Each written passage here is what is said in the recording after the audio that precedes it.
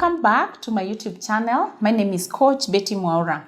Today, I would like to share with you, my viewers, my 5 habits that changed my life completely. I used to be, just an ordinary person, running life around, complaining, whining, finding things not working. But one day, I realized that I had to change. I had to reinvent myself and learn new habits. So let me share 5 of them and see if you implement them for your life, if they're gonna help you. And habit number 1 that changed my life is waking up early. And I had read a lot of biographies of successful people. I had read a lot of books, and I realized a characteristic that ran across is that they are early risers. None of them would wake up at 9, 8, 7.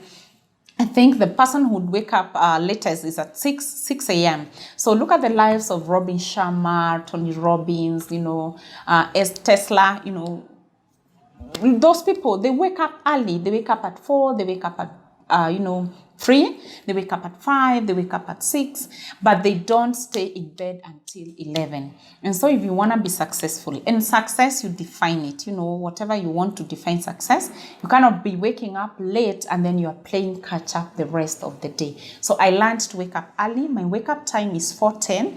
A lot of people ask me, why do you wake up at 4:10? And I answer, I don't want to wake up at 4 really. Just 10 minutes of waking up slowly. I learned that waking up quickly from bed and jumping out is not a healthy habit. So I wake up at 4 really, but I get out of bed at exactly 4:10. So waking up early has been very helpful for me. It has helped me to find time to pray, time to prepare, not in a rush, time to read and all that.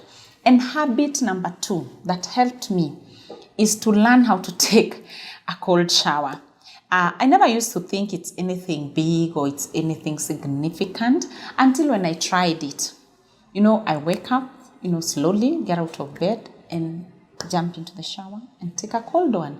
And what that does for me, I learned that habit from Tony Robbins.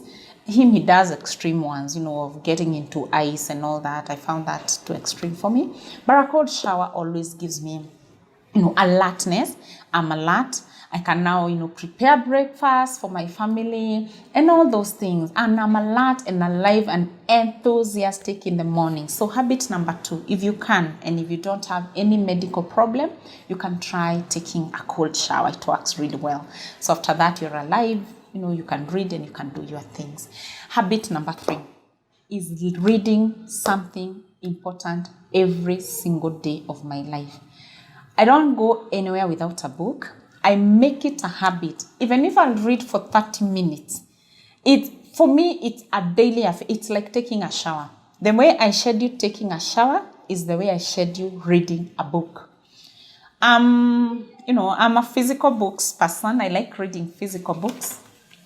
Such. This is the book all of us should be looking at reading. Therefore, how Amazon, Apple, Facebook, Google, and the rest of them, Uber, how are they doing it? How are they realigning? How are they recalibrating for the future so that you know what to do? So such books. I have a nice one I bought yesterday. I haven't even read it, but I'm looking forward to read it. I like reading physical books. Once in a while, I'll read a soft copy, but I'm not a fan of them. I like, marking my books. The smell of books really excites me. So habit. In fact, I learned that everything I've ever wanted to know in this life was hidden in a book. So if you could make it a habit to read, you can read on your Kindle, you can read on your iPad, you can buy a book online and read. That's a very, very useful habit to adopt. And habit number 4 is learning to say no. I think I used to be that person who would have, time for everything, You want to send me, I'll create time. In fact, I'll move my good habits to say yes to things that are probably not adding a lot of value to what I want to do and to my goals. So one day, a good friend of mine, she's a lawyer, she told me, Betty, no is a complete word. N-O. What do I say no to? I say no to things that were not in the plan. I say no to things that are not going to be in alignment with my goals. And I say no to, things that are not adding any value to my life. For example, I say no to gossip. I say no to, to groups that are not, we are not going to anywhere, And I also say no to some jobs because I know those of us who run businesses, there's that temptation to take every job that comes to your table. And that, ends up really getting you fatigued, getting you, you getting into everything such that you're not focused. And so if you're not focused, you're also not producing good results. So I learned to say no even to jobs.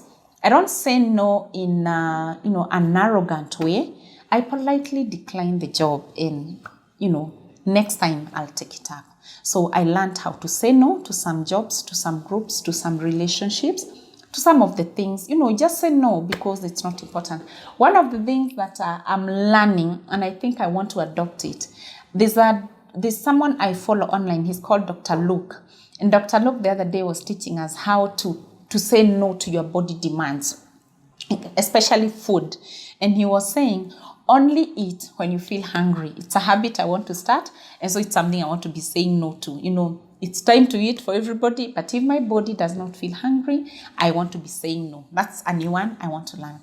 And the last one I want to share for today is the habit I learned, and it really changed my life, is being intentional with my relationships. Being intentional and deliberate with the relationships I get myself into. Be it friends, be it, groups, be it those, online things. I don't get into online groups that that are not aligned to what I'm about in life. For example, I don't like a lot of those groups that discuss too much politics day in, day out, because that's not where I want to go, and those are not the things that I pay a lot of attention to. So I'm intentional. Which relationship am I getting myself into? Why am I in this relationship? Where are we going? So you are intentional with your relationships. I know there are those of us who have 30 friends, 29 groups to attend to. So you become a confused person because you're not deliberate with your relationships. You have friends who you actually don't like, but then in your friends list, what are you doing in those groups? So be intentional. Find people that you share something. Find people that are helping you go to the next level. Find people who can challenge you. Find people who can ask you, Betty, so you've been watching TV the whole weekend. What have you learned? Find such people. Find people who can ask you, what is your plan for the next 2 years? Where are you going? How is your business doing? Find people who can add value to your life. And so those are some of the habits I adopted, and they drastically changed my life. I hope that somebody will get help from what we shared today. Thank you very much for joining me. I'll see you in the next video.